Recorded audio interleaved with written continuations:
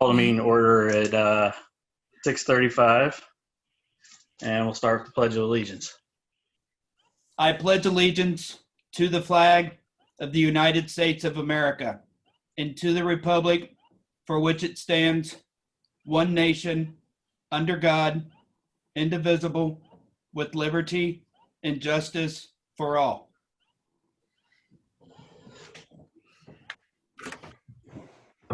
All right. Brittany, if you could just go ahead and do roll call. Matt Doublestein, Andrew McGee, Here. Lauren Foley, Here. Sarah Ford, here, Dave Taylor, Here. Danny Powers, Here. Steve Milstead. Here. Andrew, Matt just texted and he's having computer issues, so he is switching computers and he will try to hop on. But in the meantime, if you could continue to run it until he is available. That's fine. And I understand because right now my personal computer is having problems. That's why I had to turn on my work computer real quick in case I do. Because I think I did freeze up for a minute. So we'll start with approval of the agenda.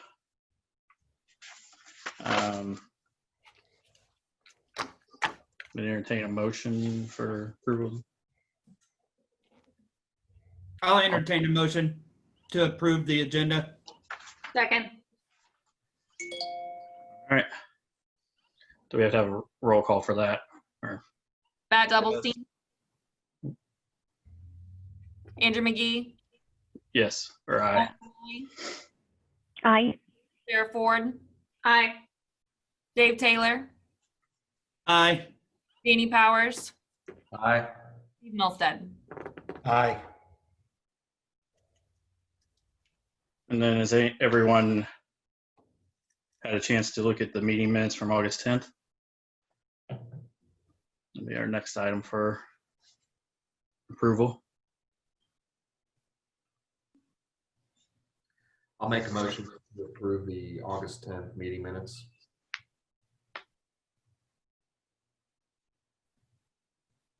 Second, then. Okay. Andrew McGee, Aye. Lauren Foley, Aye. Sarah Ford, aye. Dave Taylor, Aye. Danny Powers, Aye. Steve Milstead. Aye. Okay. Next item on the agenda is public request to speak on topics not related to an agenda item. Brittany or Nathan, have you received any requests on things that are not related to an agenda item? I do not have any that are not related to an agenda item, but if there is someone that has anything, if you would go ahead and send a message to the host, which is Jill Conniff, we will get to that. Sorry, Jill. Okay. And then as we're waiting, I don't see any presentations or unfinished business. Is there? So first item be under new business, docket PC 20-028-CP Fishback Creek Fleet Shop Development Plan. And I don't know if Phil Gross is the one that is going to present on that. So Jill, I would be on the lookout. I'm not sure if he's planning to present. I'm asking him to unmute. Let's see. Okay.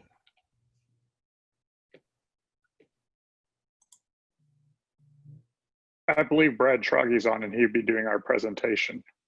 All right. Brad, I've asked you to unmute. Okay. All right, we'll be pretty brief.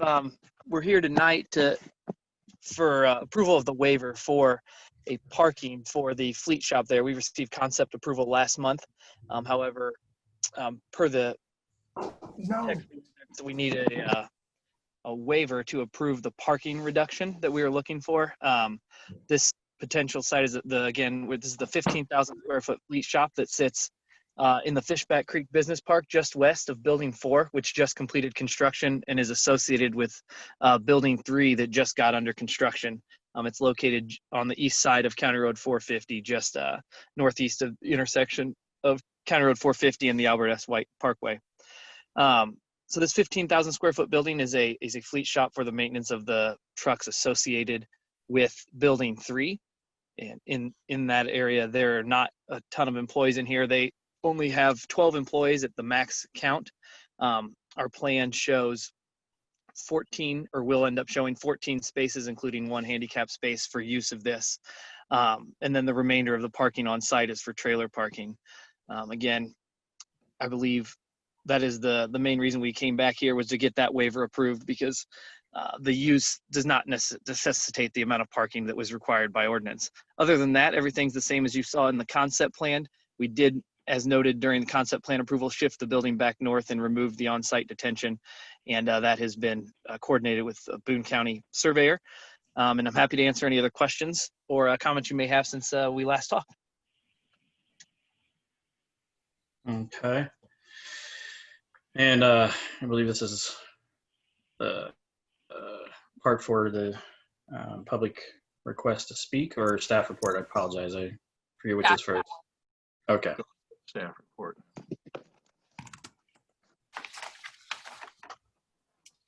So staff is providing a favorable recommendation for the proposed development plan for Fishback Creek Fleet Shop, as well as a favorable recommendation for with the waiver.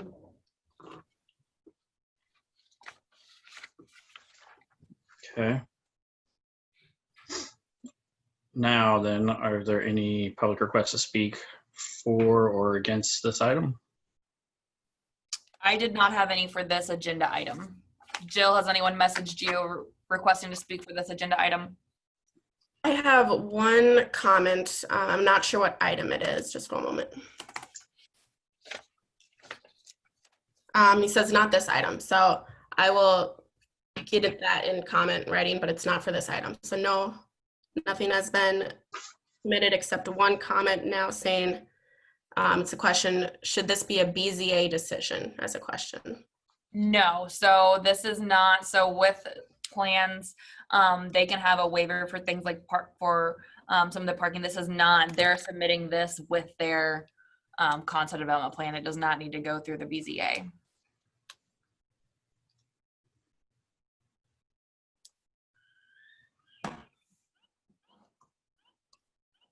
Okay. For a vote. All right. There's no more requests to speak on that, then I guess we'll close the public hearing on this item. Is there any discussion from Planning Commission members? Does the development plan and the waiver have to be two separate motions? No, you could make a motion to approve the development plan with the waiver.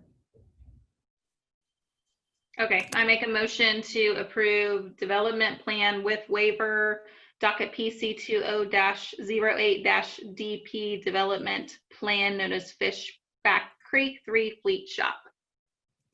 I second. Okay. Okay. Brittany?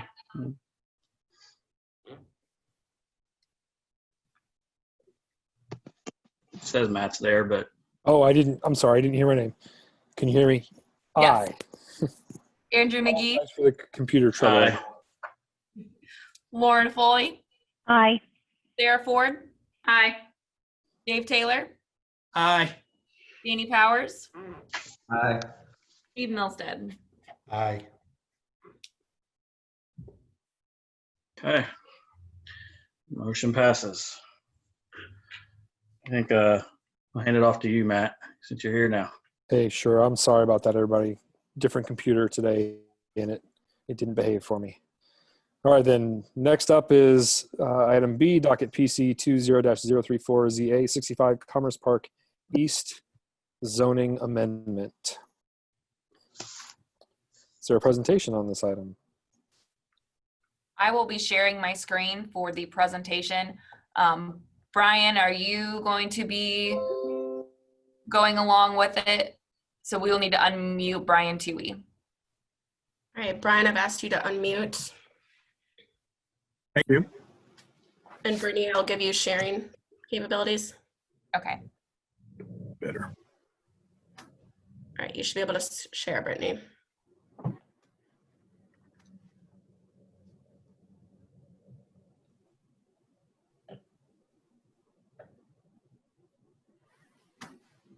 And can I move it forward?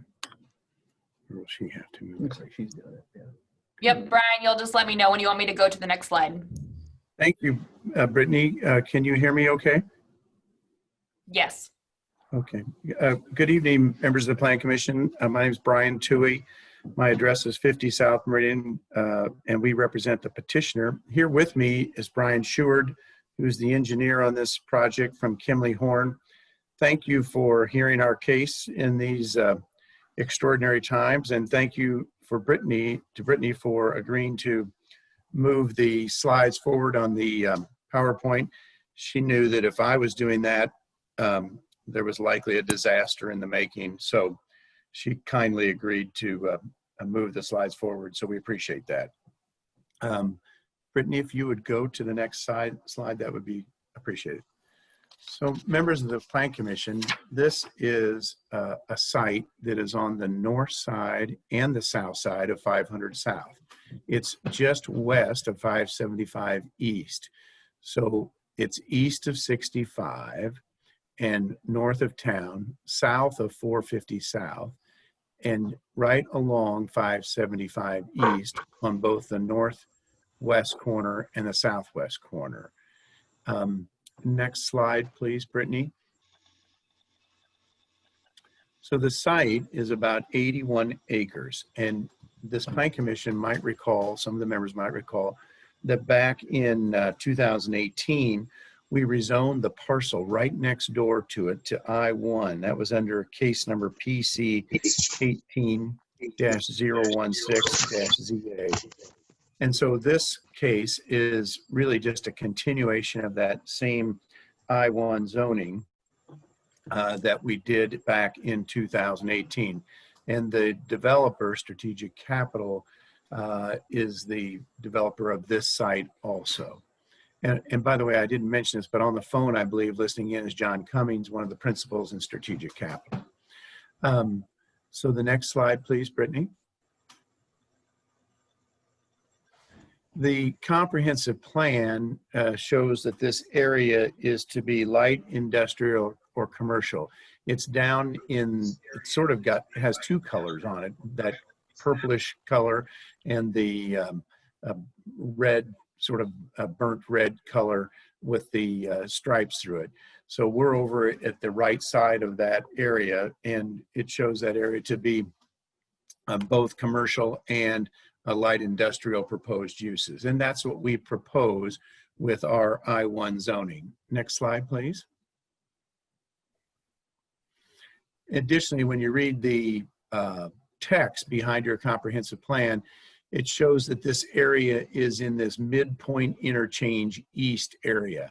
And in the midpoint interchange east area, at least part of this, which is in that area, it calls for similar land use and design as development area 4. And so you go back to the left there, and area 4 calls for corporate office complexes, research, technology related uses, and small light industrial uses such as distribution, manufacturing, and wholesale. And that's what we propose to use this site for with this rezoning. Next slide, please, Brittany. And so in your I-1 classification, that this district is for light industrial uses where all the operations are confined within the building, and this includes warehousing operation. This requires connection to public water and public sewers and development plan approval. So if this zoning is approved, when we come up with a development plan that is more finalized than what we have now, we'll have to come back before you for development plan approval, and we understand that the area will be served by public water and public sewers. Next slide, please. So tentatively, members of the Plan Commission, we've got this divided up in the north of 500 South and south of 500 South. And north of 500 South, we show one building with a crosstalk facility located on the north side of that intersection. And that building shown on that site is about 570,000 square feet and would be used for warehouse distribution uses.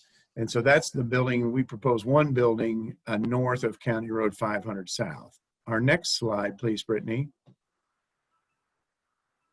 shows the south of County Road 500 South. We would propose two smaller buildings of about 286,000 square feet. That site has about 36.5 acres. The one on the north side has about 37.5 acres. But when you add right-of-way in there, or what will be dedicated to right-of-way, the whole site comes up to about 81 acres. On the south side, members of the Plan Commission, we have a residential neighborhood to the east. So is looking at this diagram across County Road 575, which by the way, isn't there right now. I'll explain that in a minute. We've got a residential subdivision. So our dock doors on the south side of 500 would be interior as shown on this drawing and not to the exterior nearest our residential neighbors to the east. And that would be borne out when we present our final development plan approval to this commission. Next slide, please. So members of the Plan Commission, 575 East, as I'm sure you all know, now tees into 500 South, and there's no road going to the south. But in meeting with the folks at Whitestown, the planning department, and the public works and transportation people, Strategic Capital has agreed to dedicate about 130 feet of right-of-way, which will allow and build and improve, which will allow 575 to head south as shown on this drawing. And so you can see two major things would happen. One, there would be a 4-lane road running south from 500 South, and then 500 South would be widened to accommodate the traffic that will be coming from the west, and I'll show you that in a minute. But that is all at the expense of Strategic Capital, which I think is important to Whitestown's strategic plan in terms of a thoroughfare plan, and we've worked closely with Danny about that issue. So that shows how those roads would be, our vision, and I think Whitestown agrees with us, how those roads would be improved as part of this development, and part of this development and this rezoning would include a dedication of the right-of-way that would allow for those roadway improvements. Next slide, please. And so a close-in view of what we're proposing is, this is north of 500 South, so that's where the bigger building is, and it's not adjacent to single-family residential. Our plan would be to have 130 feet of right-of-way. You can see that over on the right-hand side of your slide there. That's that green area where there's a buffer yard and then a multi-use trail, and then two southbound 12-foot lanes, then a median in the middle, and then two northbound lanes, and then a sidewalk along that area. And as you can see, there'll be quite a distance, about 500 feet from the building edge to the past that sidewalk, which would be the east side of the right-of-way of 575 South when it's dedicated. So there'll be landscaping, a pond, and then quite a distance between that building and whatever goes in on the east side of 575. Next slide, please. Going south of 500, where that building would not have the dock doors on the east side of the building, we've got about 130 feet, again, of right-of-way, and about 360 feet between the edge of the building and the east side of that right-of-way, and to where there would be a fence. So Brittany and her team was very concerned about how to screen this use from the Edmonds Creek residential neighborhood. And so they've asked the developer to agree when this building gets started, they would, at their expense, in addition to dedicating this roadway and these roadway improvements, they would put up a 6-foot fence along the east side of that area, along the east side of this new roadway. And that's shown down in that screen below where it says 130 feet of ROW. At the far right-hand side, you can see where that proposed 6-foot fence would go. So between the building, there would be car parking, then a landscaped area, then a pond, and then a buffer yard that would be landscaped, and then a multi-use trail, landscaping or green areas, and then 2 12-foot southbound lanes, a median, 2 12-foot northbound lanes, then a sidewalk, and then a 6-foot fence. And that was after several meetings, either Zoom, and I think we even had one in person with Brittany and her team and other administrators from the town of Whitestown. And we came around to, that was their suggestion. And so we've agreed to that commitment, that is the fence. And of course, we'll have to bring this back in again to see you for a detailed development plan approval. But that's part of our zoning case this evening, that we've agreed to that sort of layout. I think that what these slides show is a substantial dedication of right-of-way. And what I am advised is millions of dollars in roadway improvements that match Whitestown's thoroughfare plan and their strategic vision of how traffic will move in that area. So right now, 575 does not go south, but with this rezoning and the eventual development and dedication of right-of-way, it will extend south, and I believe then ties back to the west to accommodate the new interchange, is my understanding. Next slide, please. Thank you, Brittany. So that's a depiction of a building that does not have the dock doors on the side that would face the residential neighborhood. This is not precisely what we would build, but it's a rendering of the type of building and the type of quality we would build. That building is actually just west of this site now, and is, I believe, has been developed by the petitioner's company. Next slide, please. So the staff report reviewed this, and as I mentioned, we've had several calls and meetings with them, and they concluded that this requested rezoning and use is compatible with the comprehensive plan, which contemplates commercial and light industrial uses in this area. The 15 comprehensive plan identified the areas light industrial PUD and mixed use PUD. And the staff noted because Edmonds Creek neighborhood resides to the east of the I-1 parcel and east of the extension of 575, they requested that a fence be installed, and we've agreed to that. And we've agreed to install that fence prior to the completion of the building that we just described to you. Next slide, please. So again, thank you for hearing our petition, and we'll certainly try to answer any questions you might have. But in summary, this zoning matches what is the zoning classification district immediately west of the site. The use is very similar to the uses on the west and east sides of I-65 and immediately west of our site. It'll be complementary to those uses that have been built and are coming out of the ground as we speak. The petitioner will be responsible for substantial improvements and dedication giving of land along 500 South and 575 East. And we think this zoning is compatible with the comprehensive plan, and we think staff agrees with us on that. And for those reasons, we would respectfully request your favorable consideration and recommendation of this I-1 rezoning. Thank you again for your time, and we will again try to answer any questions you might have. Thank you. Thank you. Staff, would you give your report, please?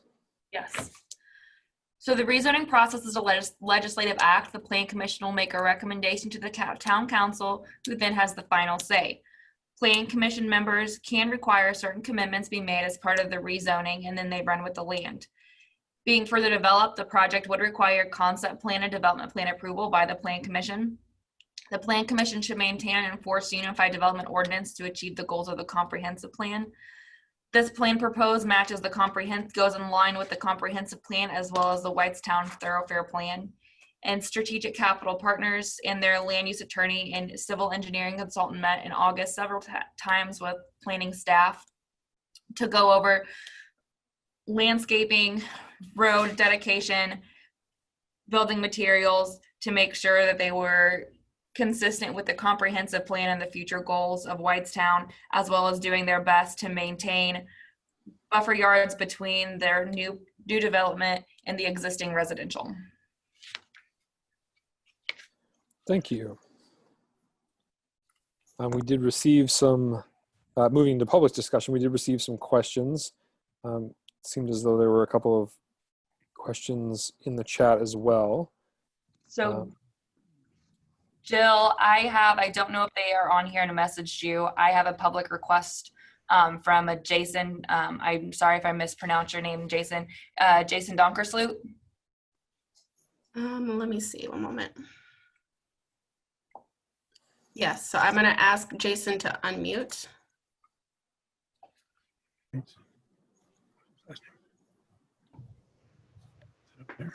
Hello. So, yeah, I have a few Jason, if you could introduce yourself and tell us where you live, your address. Yep, Jason Donkersloot. I'm on 5932 Crowley Parkway. So a few things that come looking through this. It was noted that this falls in within the comprehensive plan Whitestown's put out there, and really only the north part of this project actually falls into the plan. With the south part is actually looked at as commercial, with 500 South being the north-south split there. So I'm hesitant to see how you guys can say that falls within your comprehensive plan, with that. And I know they did point out on slide 47 or on page 47 of the comprehensive plan about how distribution, manufacturing, and wholesale is in there. But what they left off is that they are supportive of the overall technology-focused businesses that you guys have for that midpoint access area within the 65 corridor there. So that is the comprehensive plan for that area. And if you read on further, it talks about the area having the architecturally pleasing, innovative with medical and technology facilities, things like that. So to me, a basic warehouse does not fall into that comprehensive plan for that area. So, that's something I think that really needs to be looked at and considered before you go ahead on a rezone with this. And then obviously I know this is just the proposal, and the development plan will be kind of pushed forward later on. But even with that, I think a full discussion of a development plan should be said if we're going into rezone of something of light industrial. You guys have made it I've heard many of you speak on other areas of property around Whitestown that you are happy that was rezoned out of light industrial. And now we're looking at zoning land that's across from a neighborhood into light industrial. So I think that's something that you need to make sure we do cover all the bases before that is kind of given that favorable approval. This looking through some of the notes I have would be light and sound pollution, how that works. A 6-foot fence, that's really nice, but who's going to maintain that 6-foot fence? We have our first windstorm. Is it made of wood? Is it brick? Is it vinyl? How is it going to be maintained? Who's going to cover the cost of that? Okay, those are things that need to be addressed. It's there. Who's going to cover it? Maybe a big burn with a natural landscape barrier would be better appropriate for this area, where the cost to maintain it is not necessarily as high on the HOA. As I'm assuming the homeowners association is probably going to pick up the cost of that, or the town would have to cover the cost of that fence. Okay, the developer is not going to maintain the use of that fence. Other things that I kind of look at with that then also is the time of truck use, things like that. You know, as we push that industrial zone a little further south into that residential area, where are we going to stop that? You know, that light industrial zoning there. What is the planning commission's view there for that cutoff? You know, are they using 575 as that barrier? Are we sure that that's where it's going to stay? You know, if we improve this section here as light industrial, what's going to come up next to that? More light industrial would be my guess. All right. What mixed use, what other businesses are going to want to be built right next to a warehouse? So I ask that you guys please keep that all in mind as you guys look into this. Thank you.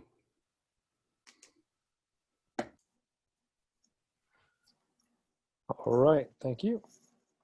Is there anyone else? Jill, did you have any other public requests to speak? No, I've received no comments. Okay, I did receive some comments that have been asked to be put into the record. I have emailed these comments to all of the Plan Commission members as well, but I've been asked to share them. So the first one is from a resident, Matt Orlup, and him and his wife have a couple questions that pertaining to this zoning amendment. They want to state their concern with the proximity of the warehouses to a residential area that they are bordering. While the north building is similar in design to the other construction in that area, the south section is an area that is supposed to be for retail office space according to the master plan. The concern with warehouses moving farther south is that they could result in lower property values for housing in Anson area. Further encroachment of I-1 zoning could also result in the town justifying more I-1 zoning down on 500. The potential commercial development on 500 is already causing residents in the Clark Manors neighborhood to consider moving out before property values begin to lower. Also, houses in Edmonds Creek were built within the last year with the understanding of the current zoning in place next to their neighborhood. And two, in regards to thoroughfare plan, the last year have seen an increased presence of non-construction moving semi-traffic on 500. This is a danger due to the residential zoning surrounding that road, as well as the difficult intersection at 500 and Main Street, as well as the bend of the road that is not 2 lanes wide. While we agree that intersections at both 500 need improvement, the effort planning needs to be in place to strongly discourage large truck usage of the road and instead use more direct routes that do not travel along residential zones to the interstate. I have another public request from Cameron Norman. He has a few questions regarding this agenda item. We would like to have them answered during the presentations at this evening's meeting. His first question is if the petitioner intends to improve County Road 575 and County Road 500 South to Whitestown street standards. What specifically will be down both of these roads? Will improvements include a shared use path along each county road as described in Whitestown Comprehensive Plan? His other question is preliminary plans show a landscape buffer along the eastern edge of the northern industrial building. Will this include an elevated grass berm, same landscape feature that is outside of the industrial buildings along County Road 450 South and Albert S. White Drive? The plans also show a berm located on the eastern edge of the southern buildings. Why wouldn't there be a berm along the northern building? And then the final one is from a Kate Topple. She said, what are the plans to improve East 500 South between Perryworth Road and 575 East? With increased semi-traffic, how narrow the road is in that section, it is dangerous for regular cars to try and get through with semis. And her second comment is the plan to try to keep semi-traffic on Perryworth Road as much as possible instead of routing to Main Street. Recently, they've noticed an increased semi-traffic on East 500 South towards Main Street, but think semi should avoid going through the residential areas when there is a better route for them to get onto 65. Those are all of the public comments or public requests to speak that I had received. Thank you. Is there anything else from the public?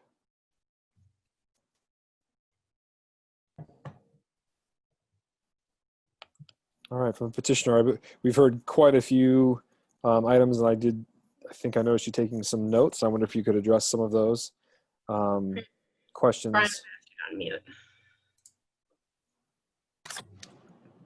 Thank you, Mr. Chair. Am I unmuted? Yes. You are. Oh, good. So maybe I'll take them in the order of the folks that spoke. Mr. Donkersloot, I agree with him that the comprehensive plan, and I think I mentioned that in my presentation, is split in that area between industrial and commercial. And really, one of the reasons we wanted to change this to I-1 is that it's in the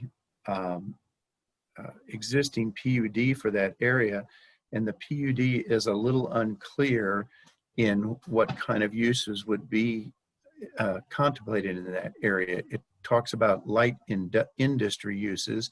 It talks about office flex space with some storage and distribution uses, but it does not specifically talk about a warehouse distribution, and it has a requirement for office, a certain percentage of office within these flex spaces that may not be practical. And so that's why we requested to change it to I-1, which matched what is just immediately next door to the west. He indicated that he thought it was best to have a full discussion of a development plan, and he raised issues such as sight and sound pollution. I completely agree with him. I think the appropriate time to do that is when we're before this plan commission and we have a detailed set of development plans that show things like distances from houses, types of landscaping, types of mounding if there is any, what kind of fence we would put in. And as to his comment about who's going to maintain the fence, that's an excellent question. I did not answer it in my presentation because, again, I think that's a development plan issue, but I can commit that any fence or landscaping that's installed in this area, that's going to be on our site. That's going to be our responsibility. If that fence is on the east side of the road, which is where we show it, then the petitioner will either agree as a zoning commitment to maintain the fence or provide funds for the town to maintain that fence, so that there's an assurance that it will be there and be in a good condition. And so those issues, I think, are very much more fleshed out at the development plan approval process when we have to come before you and show a detailed layout of landscaping and screening and our lighting and the fence. And but we agreed we will put one in alongside this east side of this significant roadway we're dedicating. And now the details of that will come out again. They'll receive notice of that hearing and we'll have a public hearing about that. As to Cameron Norman, which I think was or maybe the first one was Kate Topol.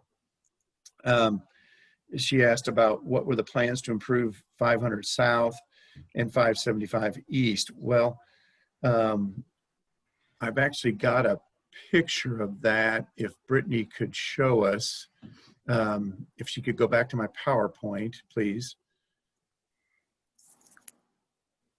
If that's not doable, it's okay.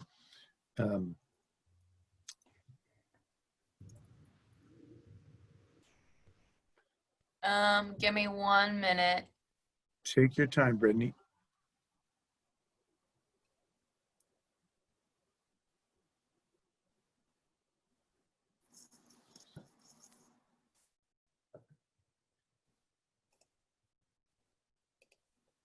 Jill, are you able to allow me to share my screen? Yes. All right, you should be able to share now. Thanks, Jill.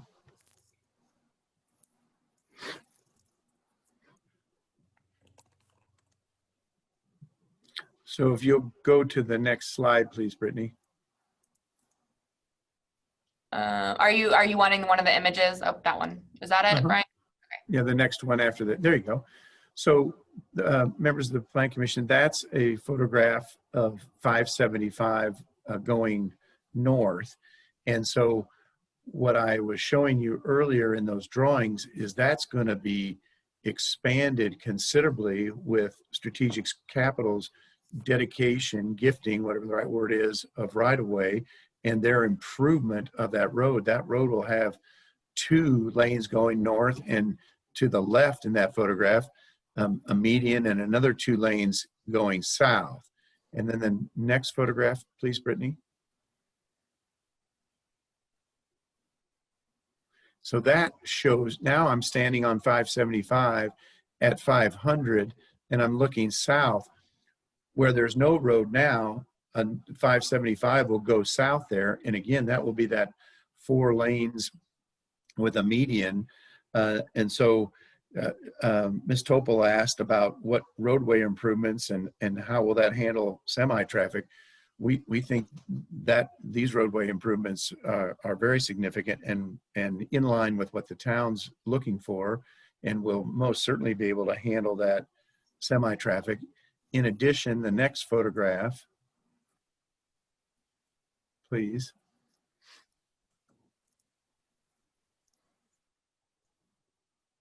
When you get a chance, Brittany, if you'll go to, looks like, there you go, there it is. Thank you. So that shows 500 south going west now. It will also be expanded and widened to look like 500 south looks west of there, which is the following photograph. In the last photograph I'll ask you to show. But this one does show up that there's an I-1 building being built right now, right next to this site. So please go to the last slide. So that road that's now not so wide will be turned into a road that will look like this to accommodate that traffic. So yes, to Ms.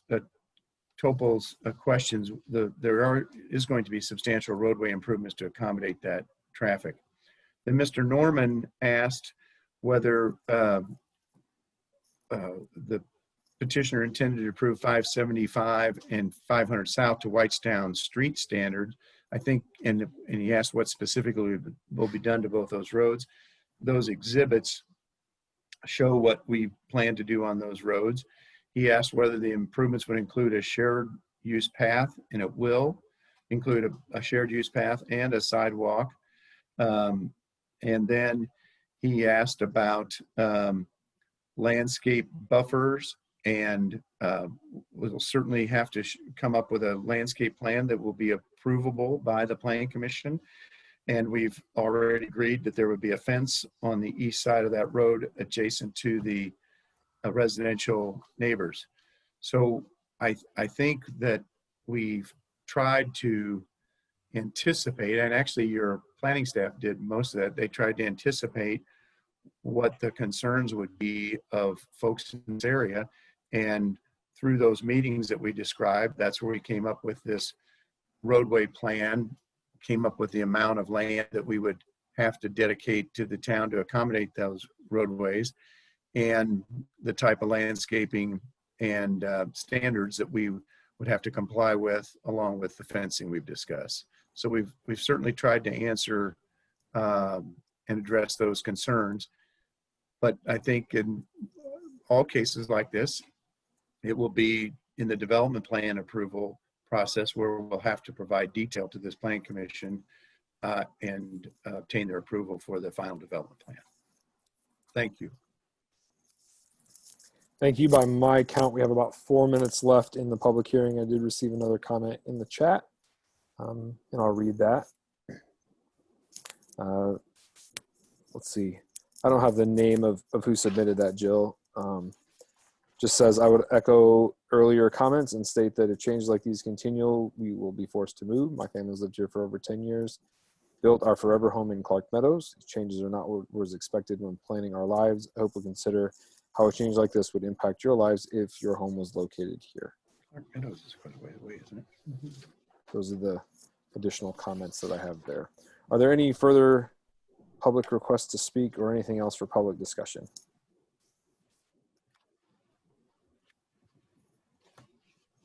I have not received anything else unless Jill has either. No. All right, thank you. Then we'll close that, and we have 5 minutes for Any remaining closing statements the petitioner would like to make?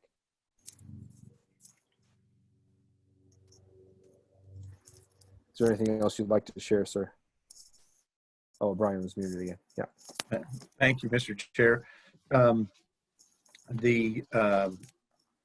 hope I'm unmuted. Yes, I think that this seems like a natural dividing line, 575 does, and especially with it going to be extended in that fashion of 4 lanes. I think one of the neighbors said, well, you know, where is this going to stop? It seems to me that the distribution areas, it makes sense to have them located west of this new 575 road, as we've shown on there, right next to existing industrial uses.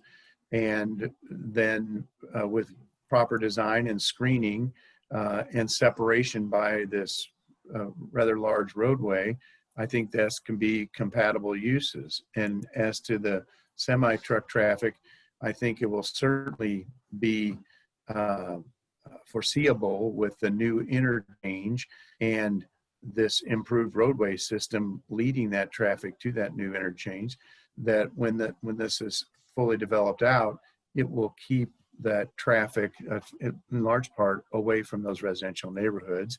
And this will be the dividing line between the kind of warehouse distribution uses and the residential areas. So I think it does make sense on this site. And we would respectfully ask for your favorable consideration. All right, thank you. We'll close that portion as well and in the public hearing and call for questions and comments from the Planning Commission. Brian, can you provide any more detail on what the fence might be?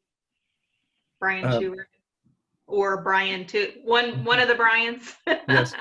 Because that was a question I had too. I mean, what is the fence? Like, what's it gonna be? Do we have any idea what it's gonna be made of? Like, and I'm sorry if you addressed that earlier, but I know it was asked. No, I don't, we have not decided. I think, Okay. Ms. Ford, we would probably be led by Brittany's and your folks' suggestions, the Whitestown planning folks. I mean, would it be a thick vinyl fence because they're low on maintenance, but with, you know, some substantial post every so often? Would it be a wooden stockade fence with caps along it? Would it be some composite material?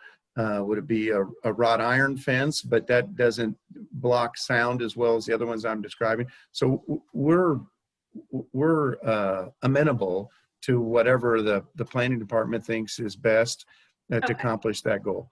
Well, that I guess that's really kind of what I'm asking is, you know, working with you all to determine what would be the best fit there.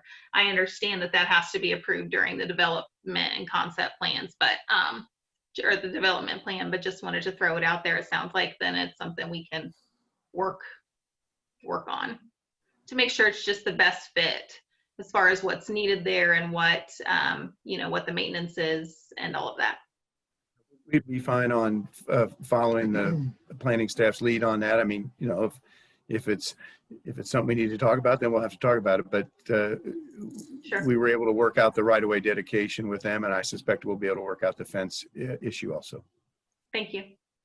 Thank you. And just to share an observation for myself as well, I am a family in Clark Meadows. I'm part of a family in Clark Meadows, but I do observe that the fence then in this plan and in this rendering is to the east of even the roadway.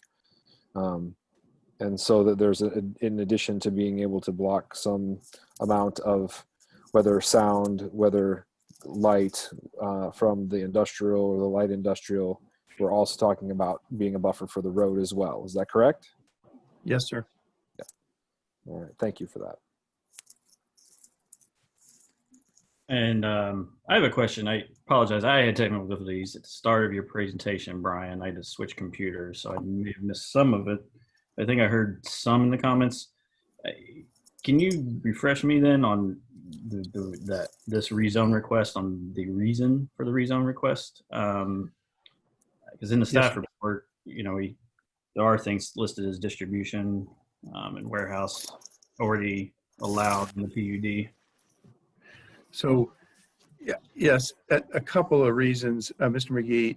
One, when you look over the PUD ordinance for Anson, this area is kind of right between two different areas, the interstate commerce area, the commerce area, and the town center business district. And it's not exactly clear in the town center business district that you could have this use, even though the town center business district says you can have light industry uses. And it says you can have flex office space, which can be office and warehouses. And while we fit into that, it's just not perfectly clear that warehouse distribution uses fit into that town center business district category of the Anson PUD. And so for that reason, to be safe that this use was allowed in a Whitestown zoning district, we thought it best to match what was to the west and rezone this to I-1. Yeah, and Andrew, this is Brian Sheward. I'd couple what Brian Toohey just said, and in the context that in other areas of the PUD, it specifically mentions distribution warehouse. So the fact that it mentions distribution warehouse in one section, but then in this particular section, it mentions light industry, it adds a little bit of confusion on what exact use is allowed. So it implies, I think, that there's potentially, it may not be, and we talked with Brittany and staff a little bit about that. That was one of the reasons why, that I guess just a couple what Mr. Toohey said. Okay. I'm just asking because there's some other differences that I've noticed, that, such as the maximum height allowed, just some other items. So I was wondering if there's any other reasoning for the request. No. That was the primary reason, just to be certain that this use fit in the districts, in the site zoning classification.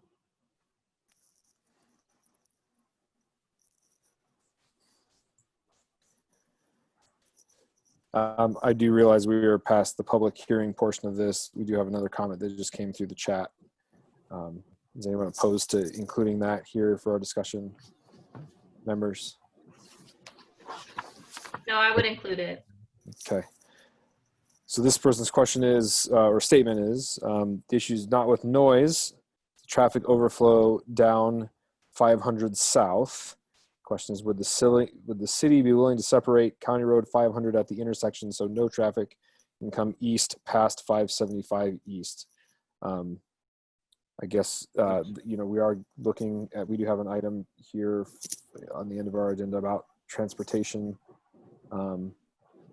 The plans do not include a separation there at that intersection.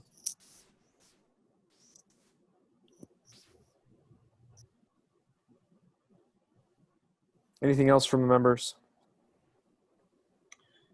Let me just note, like, there are architectural differences too, guidelines between the UDO and the PUD, correct? Yes, there are. So one of the main things for this is with architectural changes, it's in the Anson PUD, it does have some, you have to have a minimum of 3 materials for your exterior. And it also has requires monotonous breaks within your building materials over a facade that's, I believe it's 240 feet. It requires 4 different monotony breaks.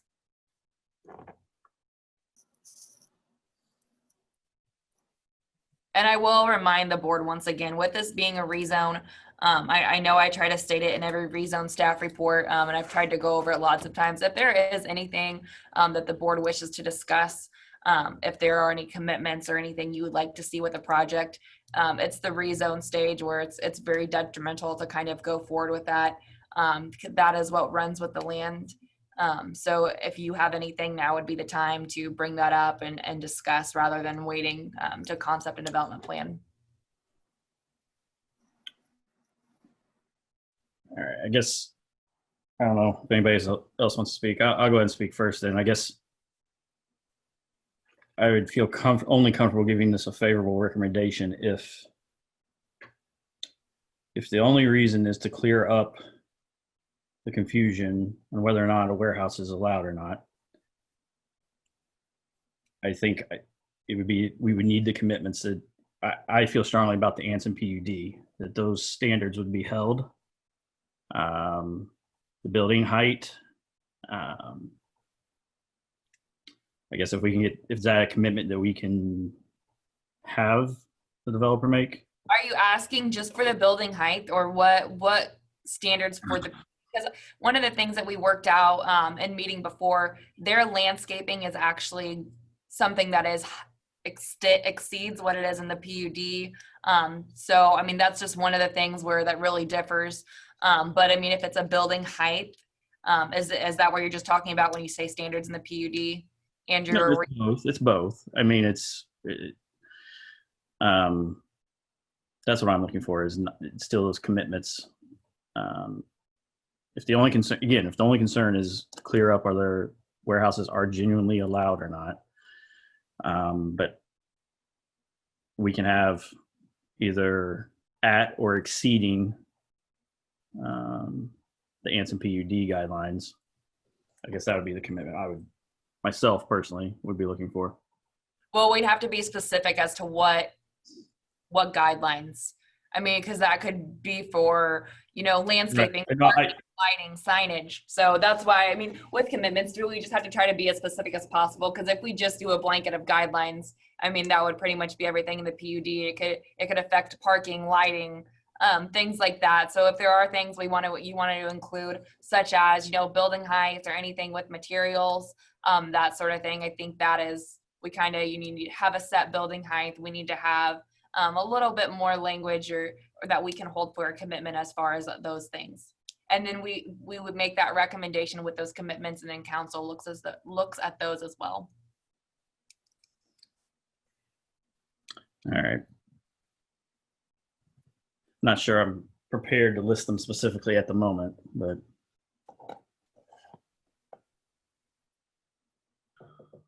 So you're saying, what I'm hearing you say, I think, Andrew, is that you just have concerns about the look of a traditional warehouse there. Is that accurate? So you're saying it can be inside, like a warehouse, where everything is done, everything is inside it. But then you want it to not have necessarily the look of a traditional warehouse. You want it to follow the standards and not look like a traditional warehouse. I guess I would give the more easy simple way of saying it. Well, the simpler way would be maybe it's a warehouse that looks more like the warehouses that were held to the Anson PUD standard. Then okay. I don't want to say nicer looking, but okay. Yeah. So in that case, you could have one of the commitments be, if you're trying to reference the PUD, the architectural design guidelines for that, with the zoning district that it is within the PUD. You can do, sorry, I had my notes I was trying to flip through. So there's design standards within the PUD for industrial areas, which this kind of falls under an industrial area in the PUD. So that would be one of the things specifically you could say that you would like to follow the design standards in, section 11.8 of industrial areas for the PUD. And if that is something that would help make you feel better. And then you could also add with that, since one of your concerns you brought up with height, you could add the height requirements, since that's not one of the design architectural standards.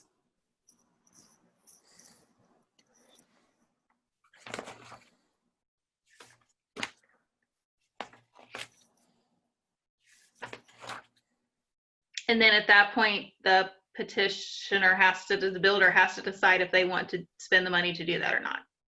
mean, is that what it comes down to? Correct. Yes. And I don't Okay. know if Brian Tui was trying to say something. I don't. Jill, if we Okay. can, Brian Tui. Thank you, Brittany. And thank you, Mr. McGee.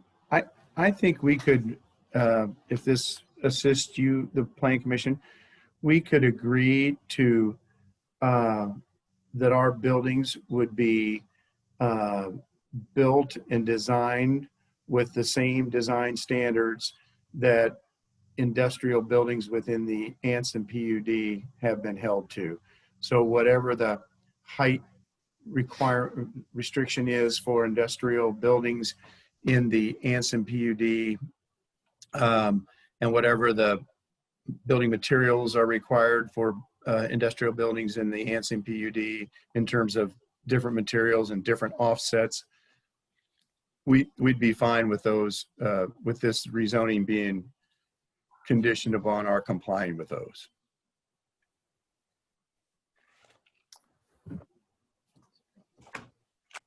If we're talking about commitments as well, I think it'd be useful to address that fence as a commitment. I heard many different kinds of fences described and discussed. There certainly are fences that do and do not have sound and light blocking ability or mitigating ability. So, Brittany, are there any standards or recommendation that you might make for a commitment about that fence? I'm going to refer to Brian Sheward or even Danny. I know that we had some conversations previously about fence materials. And I'm not sure, Brian, if you had sent some of those over, Brian Sheward, if there was any that we had kind of discussed previously.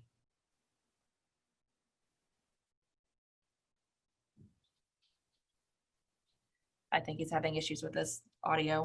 Maybe can I jump in with something, Brittany, while we're maybe waiting on that audio? Again, recognizing that this is our discussion, not the public discussion, there still are some questions coming through, and I think it'd be wise to acknowledge them. So, would the roadway improvements to 575 happen without the petitioner's project? I wouldn't like to speak for anyone, maybe someone else could. My experience in being a part of these boards and otherwise is that these kinds of road improvements are extraordinarily expensive. And I sincerely doubt that our town has the funds to do such an improvement without some kind of assist. Is there anyone else who can maybe speak to that more specifically? Danny, perhaps? I would second what you just said, Matt, without the this project right here. Can you hear me? Maybe at some point in the future, we could do these road improvements. But in the near future, it would be very difficult to figure out how to fund something like this. So that sounds to me and might look like a bridge to nowhere, a highway overpass with no access to it, a bridge with no roads. Correct. Yeah. Without this project kind of kick it off, it would essentially we wouldn't be able to connect that midpoint interchange anything but Perryworth for the time being. There's another item here, and I don't wish to cut anybody off, but there's another item here about a need for another warehouse. What's the occupancy rate? And all those built in the area are the ones currently built, already leased. I can observe even by driving by those that many are not. It appears to me that our role as a town is not to have these plans and those sorts of things, but owners of land get to determine to whatever degree they wish to have buildings stand empty or full when they build them. Did we get that audio figured out, or does anybody else want to say any of those talk about any of those things there? The Bryans are together, that's why. They look like they're trying to Yeah. get the same Brian now on both. I didn't realize that. Thank Here you we go. both. Yes, we did get unmuted. Thank you for that. I was trying to unmute. So I think the question, and forgive me if I missed the mark here, but I think the question was about the specific type of fence that at least was contemplated, Brittany. Mhm. So we Yes, Danny and I had spoken, and over the course of the last month, we spoke several times, not only about the type of material, but probably more, Danny, about the location. And we had agreed, and Matt, your comment about it doubling as a screen to the road is astute, because that was our thought as well, in moving it to the east side of the right of way. There were some, Mr. Powers had mentioned some concerns about long-term maintenance of certain types of fences. So there was a discussion about more of I think it was vinyl or some type of a composite type. I'm certainly open to the different types, as Brian Toohey had mentioned earlier. But yes, Brittany, there was a certain type that we had talked about, but it wasn't necessarily solidified that was the type to use. And we kind of left it as understanding that coming to the development plan, we understand the concern about long-term maintenance, and would be happy to work with the town to find the right type. My question was also about sound and light, being able to mitigate both of those things. Sure. A chain link does neither. Right. The other Brian mentioned, what iron or something like it, aluminum, right, of that after that fashion does. That, yeah, are you also speaking to those? Yeah, and I think my take is it's probably in the either the wood or the vinyl or composite, something solid. And I'd also add that we are required to have landscaping at the parking lot, along the edge of the parking lot. So what I was specifically concerned about was making sure that east-facing cars on the south side of 500, so the smaller buildings, east-facing cars in the parking lot, the headlights wouldn't shine across into people's back windows. I was a civil engineer, as you recall, on the CRF project as well. So we found a solution to pick the right type of landscaping that grows to the right height to specifically address that.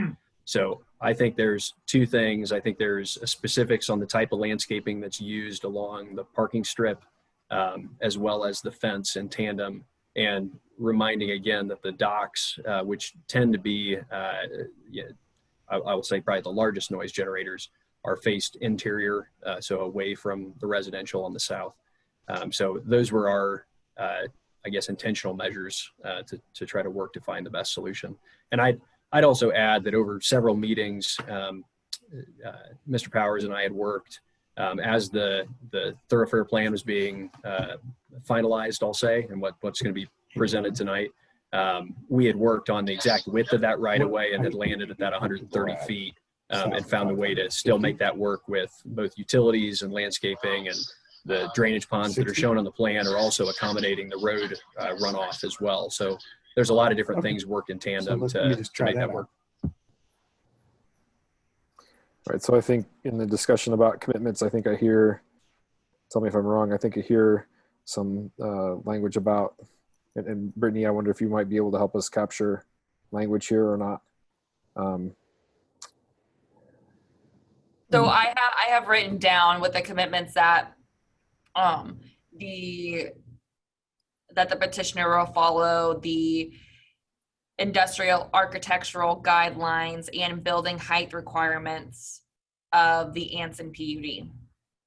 And I have those too, like we've kind of said what Brian had talked about with the fence.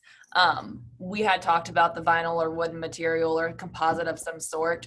You can add that, but I don't know if we have a firm decision. You can add those three materials in there. You can add making sure it excludes a chain link iron fence like that. So I think the fence is kind of what you guys feel comfortable with, but I definitely think it would be, from our discussion, solid to add the industrial architectural design guidelines and building height requirements of the Anson PUD. So we're fine with that. We might respectfully suggest that I think in the Anson PUD in the Commerce District, in some areas it's 60 feet of building, in some areas it's 45 feet of building. Next to the residential neighborhood, we would be fine with just capping our height at 50 feet. We'd be also fine with complying with the architectural standards of the Anson industrial buildings in the Commerce District. And Brittany, however you want to word the fencing language, we're fine with, because we know we got to come before you guys and seek your approval. So we're gonna have to meet whatever really is suggested. This So I may would be- then make a this may be- suggestion for the board. Oh, sorry, Dave. Just quick, it may be a silly question. Is there a minimum height required on the fence? We said 6 feet in our presentation. Okay. Good question.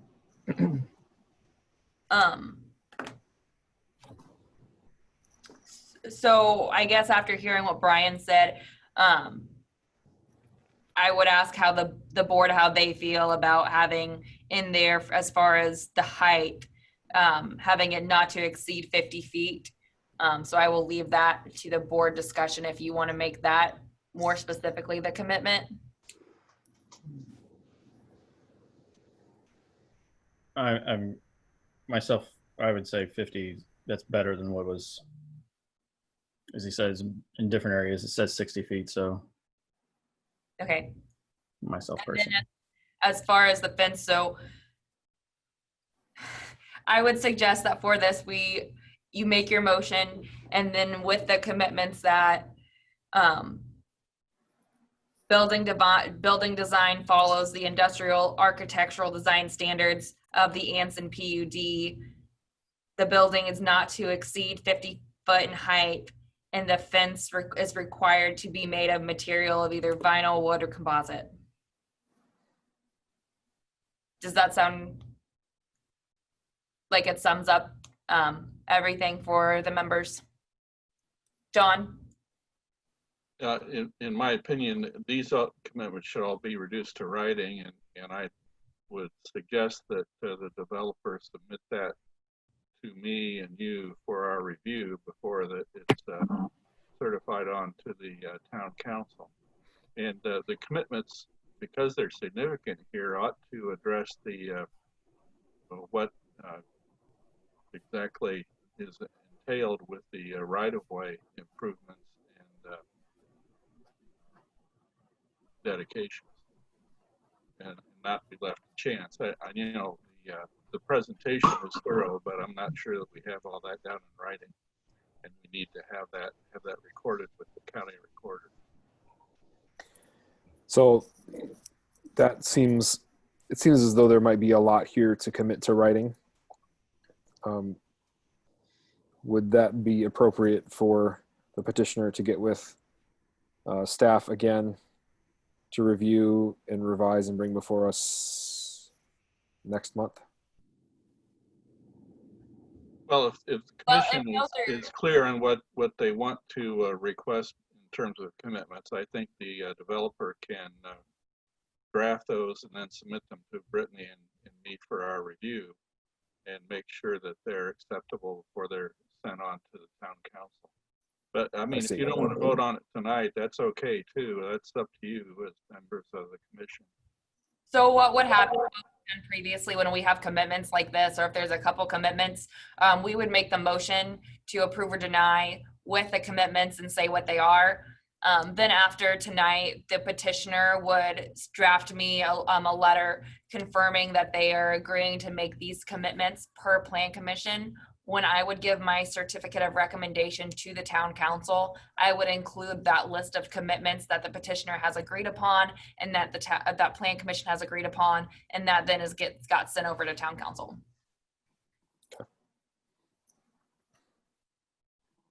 Right, town council needs to have a fully baked proposal in front of it, and not have, it be uncertain what exactly the commitments are. There is one additional question here in the chat, and I think then Jill, we're probably to the point where we probably better not take any more. There's a question about why is the trail on the west side that's further away from residential and across 4 lanes of traffic rather than on the east side where that sidewalk is and closer to residential. Would that again appear in a development plan, the location of those things? Is there a utility reason. It looks like we've shifted the camera over to the other Brian. Brian, do you have an answer for that? Yeah, I think so. It doesn't. If the town wishes to put it on the other side, we're happy to. We were consistent with the thoroughfare plan and the concept that the town's consultant had put together. I believe, Danny, and if it works better to have the trail on the east side of the road, I don't think there's any hesitation from our group for that. Is that something we would need to seek in commitments, John, or can we address that at development stage? You can address it now if you feel that it needs to be resolved now, but if you think that it's acceptable to wait until development plan, that's also okay. I would feel okay with if it was a development plan, since a thoroughfare plan requires trails and sidewalks. You know, it's something that we could hold them to. When Brian put it on there, it was more of a place marker to show that we did have this space allocated for the trail. And so part of it was that, you know, it would provide pedestrian connectivity, you know, potentially to the warehousing if, you know, if people want to walk or work. So that was the thinking there, but it is definitely, it's definitely movable if we needed to. Okay. All right, we've had a lot of discussion. Is there any more? Are there any more comments or questions? Is there a motion from the commission?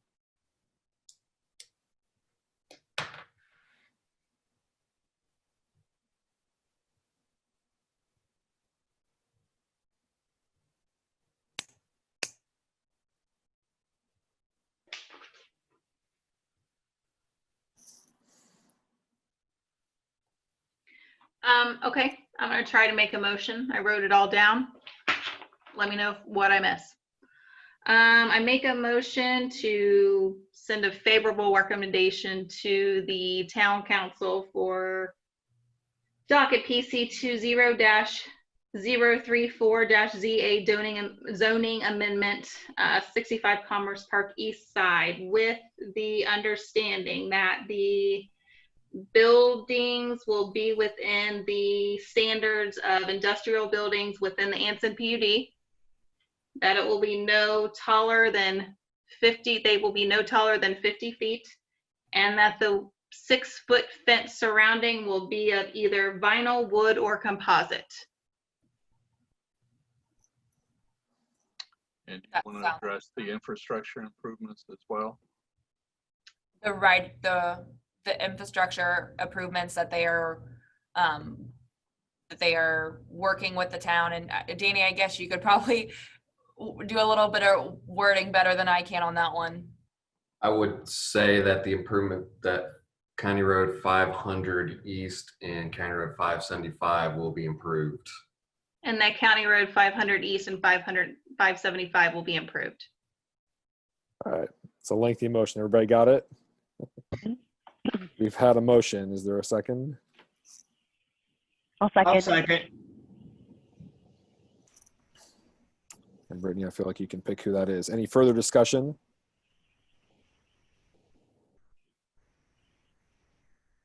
All right, will you do our vote, please? Matt Doublestein, Aye. Andrew McGee, Aye. Lauren Foley, Aye.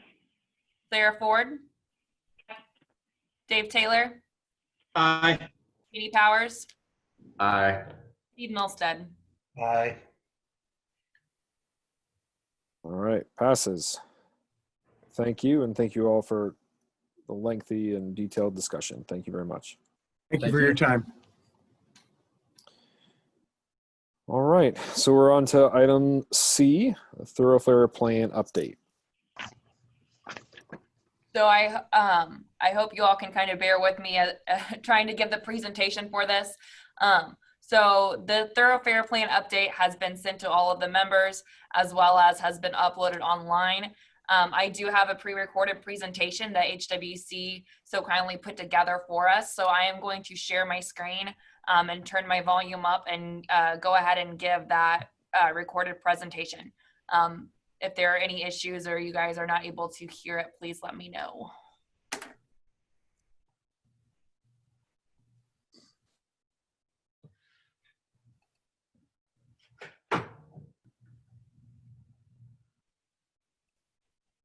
Hello and welcome to this presentation of the 2020 Thoroughfare Plan update for the town of Whitestown. My name is Corey Weitzel and I'm with HWC Engineering, and I've served as the project manager for this update. This presentation will cover a little introduction and background into the plan. We'll talk about what changes have been made in this draft since the 2018 plan was developed, and then a little bit of information about next steps. So let's start with the basics of what a thoroughfare plan is, and that it's a long-range planning tool that the town and developers and others are able to use to help plan development projects as well as in our future transportation projects. This plan has a handful of goals. The first one is mobility, making sure that people can get to where they want to go by driving, but also takes into consideration walking and biking. Safety is of utmost importance, and so we want to make sure that we have provided a network which will support the highest level of safety for users. And we do want to support the community's economic development goals as well. So the last plan was updated in 2018, and the reason it's being updated again so quickly is there's a couple of major changes that are influencing the development of the plan.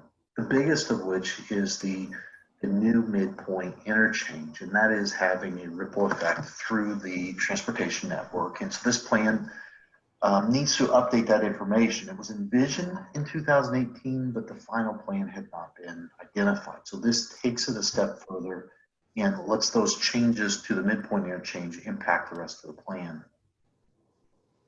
Related to that, the 575 East Corridor is influenced by that midpoint interchange as well. So we'll talk about the 575 corridor and how that impacts the plan development. We'll talk about future intersection improvements. With the magnitude of development that has been occurring, it's been important to start to plan for future improvements. And so this plan takes the first steps. And then there's just been some general housekeeping edits that need to be made based on some developments that have been improved and how that has impacted the transportation network. So let's jump into some of the very specifics of this. So first of all, the new midpoint interchange. Here's 267 to the north. 65 comes down to the south is the Whitestown Parkway interchange, and the new midpoint interchange comes in at approximately County Road 550 south. Plans for this have been finalized, roughly indicated on this map, and construction is now starting. It's anticipated to finish in 2022. The midpoint interchange location, as we zoom into it with this map a little bit more, starts to influence how roads in this area need to be configured. And so what this plan has done is updated the details of how roadways would interconnect. To the west, it's largely unchanged. It connects to 550 south. This does show a connection out to the future Ronald Reagan Parkway, and you'll be able to see this in a larger scale on the overall maps. To the east, there's a connection to Perryworth Road as the primary intersection. And then from here, the roadway would extend to the north and catch onto County Road 575. Here, you're seeing that Meadowview Drive would no longer continue into the interchange, but would connect and loop back in, and ultimately would have a connection out to Perryworth. Meadowview is a residential street in this area. Connecting it to the interchange would not be appropriate. County Road 575 East becomes a key part of this corridor. And so we blocked out the areas around us so you can really see how 575 East plays a role. So it serves as this north-south connector through the community. So right now, this section that is dashed does not exist, so this would need to be constructed. Areas north of 500 are existing, but these were roads that were very narrow and gravel roads not too long ago. This diagram gives you an understanding of what purpose and what connectivity this corridor provides. So starting at the midpoint interchange, as 575 turns to the north, you can see that it is providing a series of points for east-west travel and distribution throughout the north side of the community. This is really important because this will relieve the pressure off of Main Street. Main Street is constrained by existing development. It's constrained by floodplains, in other environmental conditions that make making Main Street wider somewhat prohibitive. Especially this becomes important as you get into the Legacy Core. We're at Main and Pierce, improving that intersection to be able to handle development will really take away from the character of that area. So as development occurs to the north of the Legacy Core, this 575 East Corridor plays a major role in keeping development from having to go through the Legacy Core, but instead can be diverted east-west to 575 and then be able to reach Howard S. White or the midpoint interchange.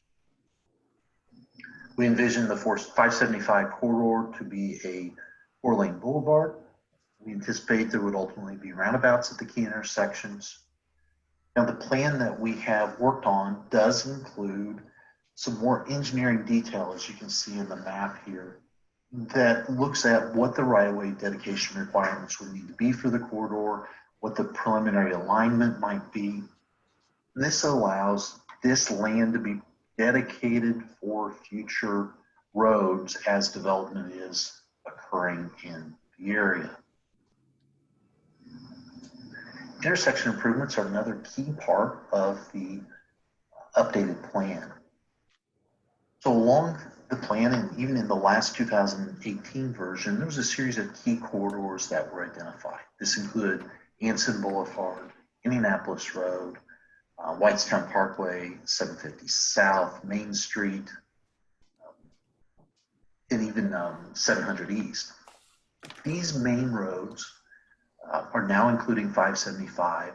And what this allows us to do is identify which roads do we really want to make sure that we're promoting the circulation of traffic on.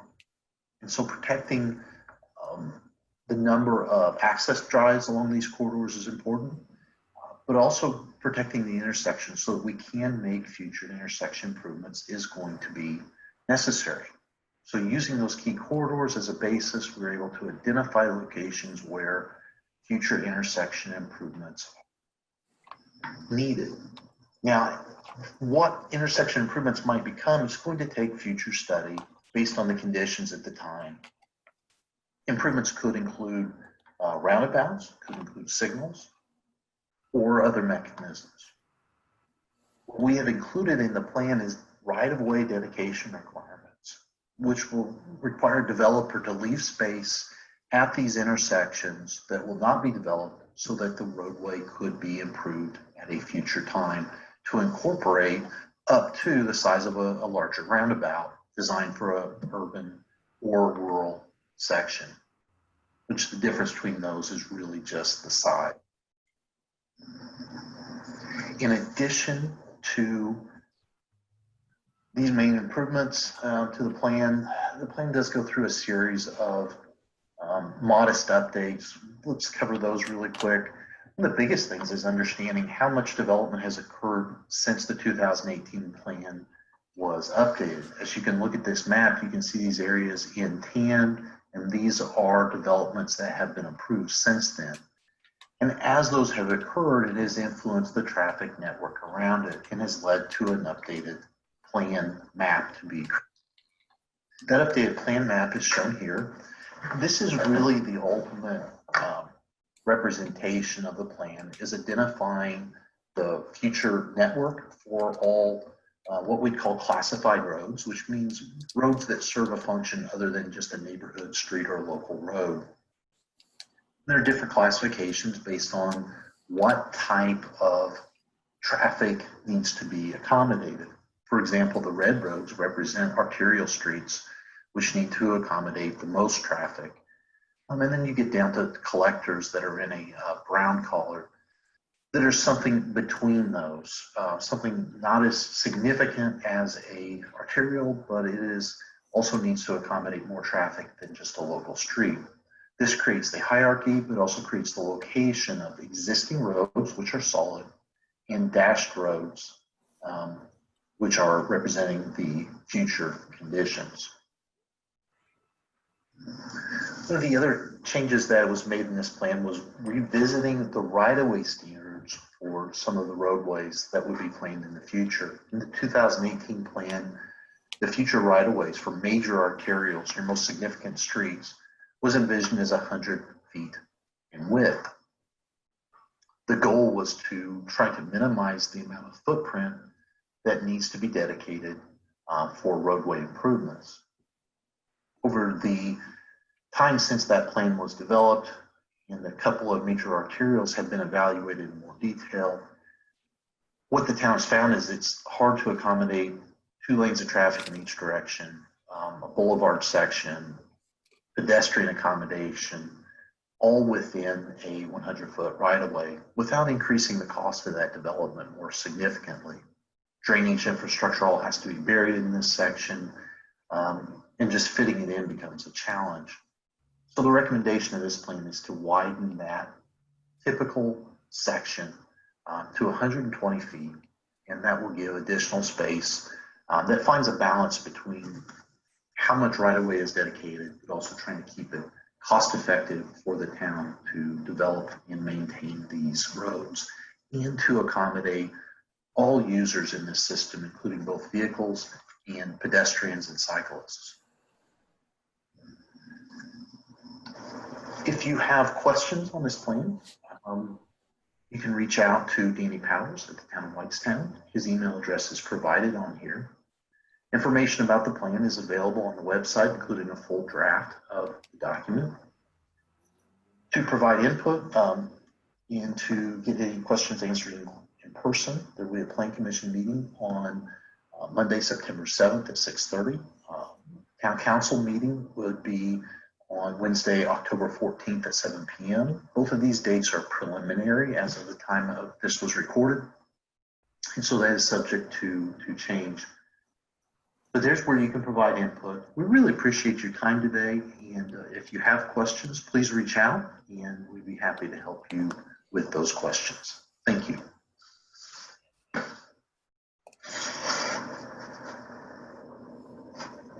Thank you very much. And Brittany, just for clarity's sake, we are seeking to make a recommendation on this plan, correct? Tonight? Yes. Yep. So then do you have any report or anything on this to add? I do not have a staff report. This is kind of the same thing that when we do a new UDO or a new UDO update. So this is just going to be an update to our thoroughfare plan, approving or making a positive or negative recommendation to the plan that was presented. Great. All right. But we do have space for public discussion, yes? Public comment and question. And so that would be next, John, right? We still follow our normal procedures on this presentation. Yeah. Okay, then we'll move into that public discussion. And I have one question in the chat. This, Danny, I think this might be for you. Is it possible to get more information on the proposed intersection improvements, the dashed red circles in the presentation, specifically for 500 South and Main Street? As I had read that plan, and maybe you can speak to this, that the specific improvements, what the improvements might be, is not specifically within the plan for everything, but there was some significant detail about, for instance, the roundabouts. Danny, can you speak to that at all? Is there anybody else who maybe could in that element of the plan? I can speak to that, Matt. So our goal here was to identify any intersections that could require improvements, whether that be a signalization, roundabout, whatever would be warranted at the time. And so that way, as areas develop, we can take a closer look at that intersection and look at what the traffic is and put some engineering to it. But at a minimum, if no improvements are done at the point when it's developed, it allows us to get the land dedicated to us. And so it's a place marker for all the improvements we'd need to have in the future. Thank you. That's a particularly challenging intersection in our town for a number of reasons. I can say if we're at 500 Main Street, we have looked at it.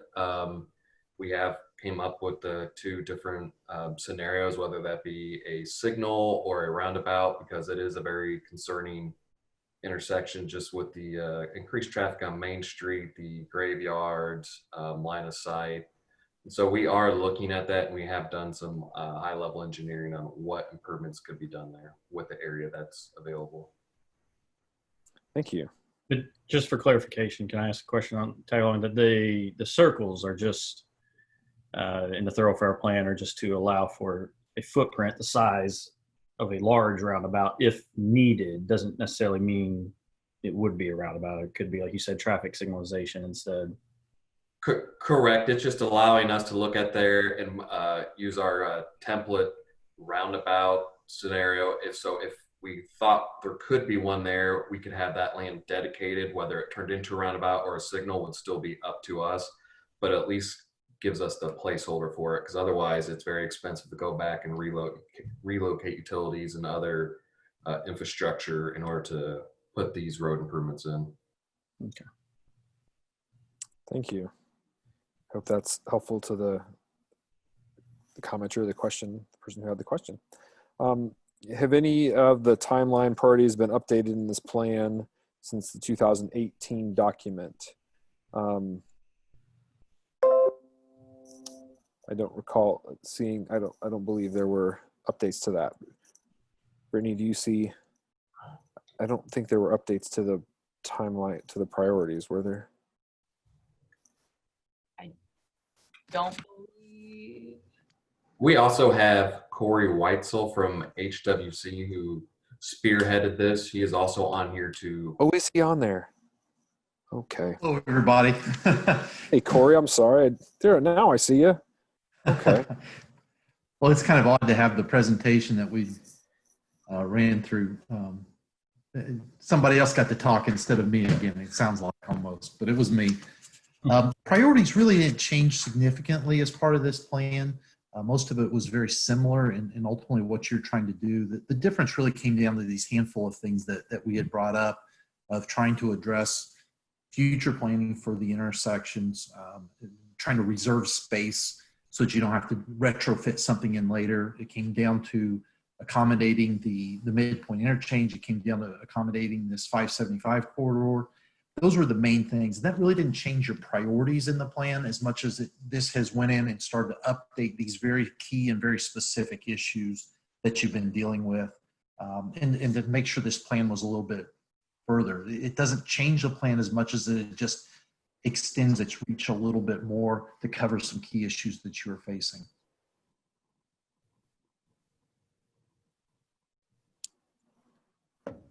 Thank you for that. And we do have one request to speak on this one, it looks like. Cheryl, I've asked you to unmute. Okay, can everybody hear me? Hi, Cheryl. Hello. You please state your address. Yes, thank you. Okay. I live at 5400 East, 300 South in Whitestown. I live just west of the 575 and 300 interchange. My father-in-law owns a family property just north of the 300 and 575 interchange, a family property that has been in the family for over 150 years.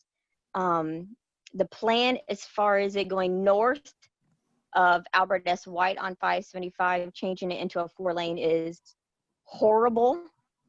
The town should have planned accordingly before they allowed all of these new subdivisions and everything going in on the north side of town. 575, there's just no room to put 120 feet of roadway and sidewalks. You're going to be right in these people's front yards. As far as my father-in-law's house, his home is 10, 15 feet off of 575. The road in front of his house is about 10 feet wide. And now you are, per this plan, it's wanting to put 120 feet of roadway and sidewalks in front of one of the most historic homes in this town, which will totally ruin that area. The town also, per this plan, the town only has jurisdiction up to the rail trail and to the east of 575. So to say that it's going to be a major corridor, or major artery up to 200 South, and is totally horrible because that intersection is not even in the town's jurisdiction. Neither is 500 East and 200 South. 500 East and 300 is also not in the town's jurisdiction as far as this thoroughfare plan goes. So I don't understand how you can say this is going to be a major artery when parts of those intersections are not even in the town's jurisdiction. If you want to make it 4 lanes up to Albert S. White, that's one thing. But as far as going north and trying to direct all of that traffic from those northern subdivisions that we had told the council, where is all this traffic going to go? And they told us those people and those subdivisions on the north side of town are going to come into town to the main street, over to Ronald Reagan, and take the Ronald Reagan bypass all the way to 65. We told them that was not going to happen. They chose not to listen to us. And now they're trying to go backwards and try to rectify the issue by trying to take 575 and make it from a 10-foot road to 120 feet, which is totally unacceptable. Thank you.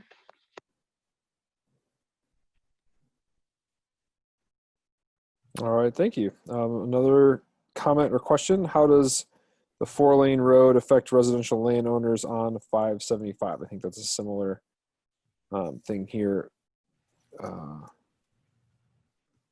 Corey, Dan, do you have anything in response to those comments? I don't necessarily hear a question, but certainly if you have anything to add.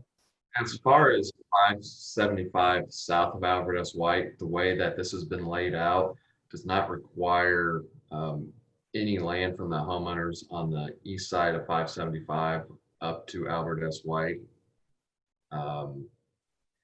That was done intentionally. And as far as any improvements going north, we could incorporate that as development happens to get the right of way to minimize any impacts off the existing homeowners. Those improvements, only are necessary to happen if development happens up that way. It's not an active project that we are going to go do right now. The biggest takeaway is just to make sure that, as development happens, any right of way, is dedicated to the town to allow road improvements as they're warranted.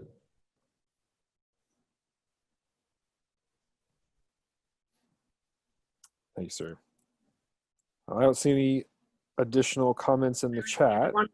Just a minute. I received one comment saying, then why change 575 to major arteries now, north of Albert S. White? Again, this the thoroughfare plan update is just it's a planning tool. Is if development happens, it allows us to prepare for development. The focus of this was this main 575 corridor up from the midpoint interchange to Albert S. White. We did not study in detail anything farther north, but just left a place marker for major arterial roads, as we've seen in other spots in town, that the additional width and right of way is helpful to accommodate all the additional amenities like trails and sidewalks, drainage, utilities. What's really important is that there's 2 different things that we're trying to do here. One of them was the southern section of 575, where we went into some more detail because that's such an immediate and pressing need to get that addressed. The rest of this plan is much more of a long range, 20, 30 plus year long vision of what needs to happen. And so when we show a line on the plan and we say that should be a long-term, thinking of that as a major arterial, what we're trying to do is give you a tool that if a development is proposed along that route, that it raises a question to you as Plan Commission members to say, how are we going to handle a roadway in this area? And where would it sit? Does it center on the existing road? And in this case on 575, that would impact some existing residences. And so instead you'd be looking at shifting it and doing something to accommodate. But that's a second level of detail that is much further down the road. In this section right now, what we're trying to do is focus in on those key areas where you're meeting those decisions right now, which is south of 300, and then long-term establishing that there's going to have to be a conversation about it. And it's not a comfortable conversation. This does impact individuals, and it needs to be put out there and start those conversations when the time is appropriate.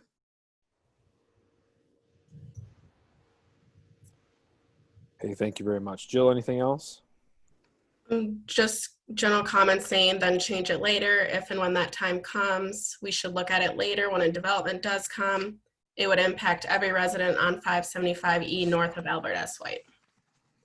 No questions, just general comments. Great, thank you.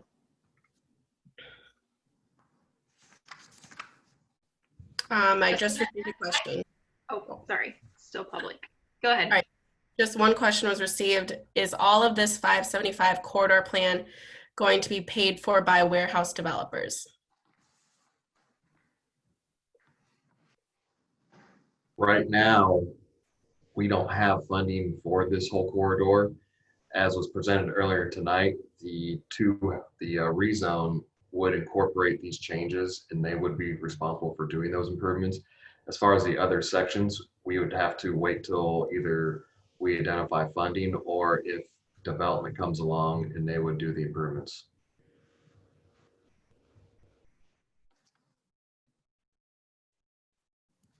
All right, thank you. Hearing nothing else then, we'll close the discussion. Corey, you have anything else you want to share? I think we covered most of the key parts of it. Thank you. I think Sarah was trying to then have some discussion among the commission. Yeah, I was, but I changed my mind on that last question and answer. Is there any other discussion, questions, comments, etc. from members? I think maybe the comment that I'd make is that, the thing that that is always nearly always true, that really is true about planning documents, is that indeed, as Corey said, they are planning documents. Nothing is ever done until it's done. Certainly plans are more concrete than no plans. Without plans, however, much as he said, a lot of that discussion can't happen. So we certainly recognize that component of this as well.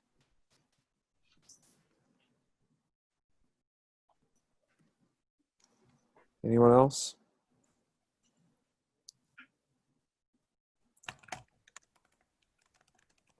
I believe we need a motion on a recommendation to move this to the town council. I'll make a motion for favorable recommendation of the 2020 Whitestown Thoroughfare Plan update. We have motions there. Oh, forgive me, Sarah, was that you? Yes. We have a motion and a second. Any further discussion? Brittany, will you take our votes, please? Doublestein, Aye. Andrew McGee, Aye. Lauren Foley, Aye. Sarah Ford, Aye. Dave Taylor, Aye. Katie Powers, Aye. Steve Milstead. Aye. And motion is passed. Thank you very much. Thank you, everyone. I believe that's all of our new business. We have some other business listed on the agenda. So I have other business. This is not under the public hearing. Item A is I want to keep you members aware of kind of what is going on right now in the planning department.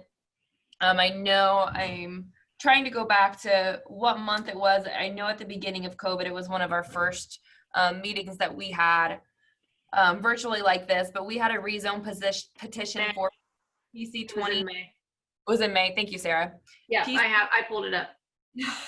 BC 20-026-ZA. This was the 4736 Main Street rezone. They were wanting to rezone 5.47 acres from the agricultural zoning to general business. We did give a negative recommendation for the rezone petition. Since we gave a negative recommendation, the petitioner has changed their plan, and they are wanting to come back to the board with requesting a new zoning.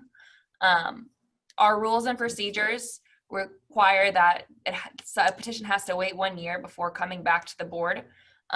So I wanted to let you guys know ahead of time that I will be meeting with a petitioner to see if their plan has changed substantially enough from what was given before, to see if they would need to come back for a new rezone, or if it's going to be, if they do not show a substantial change, then they would have to wait 1 year to file for a new rezone. So I just wanted to keep you all updated, to be on the lookout for that. I intend to meet with the petitioner prior to next month meeting. So if you do see that on next month, the discussion of suspension of rules and procedures, that is what that will be for. An item B on other business, the other thing I wanted to discuss is I wanted to let you guys know and be aware that next month on the agenda, we will be sending out public notice of a couple amendments to the UDO text that we just approved.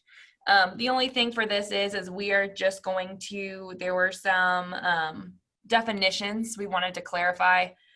One of the definitions was, that has came up before, for a nursing facility and assisted care facility.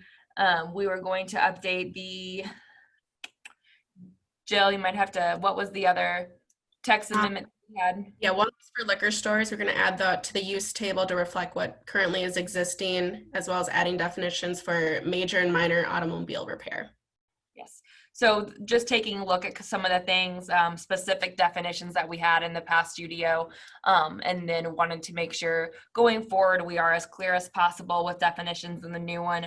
I wanted to give you members a heads up, because we will send out public notice for that when we do have the text amendments come forward at the next Plan Commission hearing.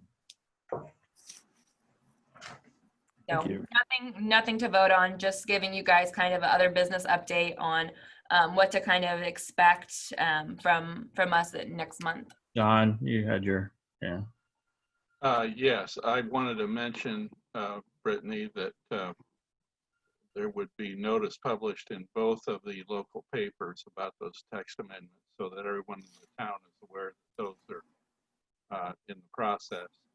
And one tweak there is that our rules now, and I apologize, I forget the former name of the Zionsville paper, which is now merged with the Lebanon paper, but we also now have the current in Zionsville, and our rules probably should accommodate a publication in that weekly newspaper, as well as the Lebanon paper is now tri-weekly, I believe, 3 times a week.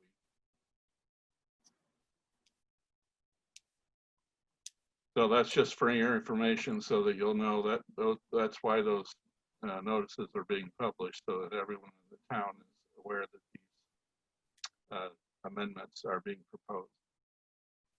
And with John, what he just said too, I will add that we also will have on our agenda to update our Plan Commission rules and procedures.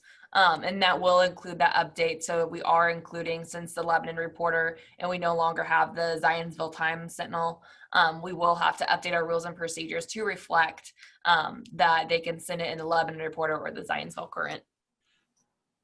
Great. All right, thank you. Anything else under other business? I see no announcements. Is there a motion to adjourn? So moved. Second. And we can just affirm this one, right, Brittany? Yes, we can. All in favor? Aye. Aye. All right. Opposed? We stand adjourned. Thank you all very much. Have a good evening.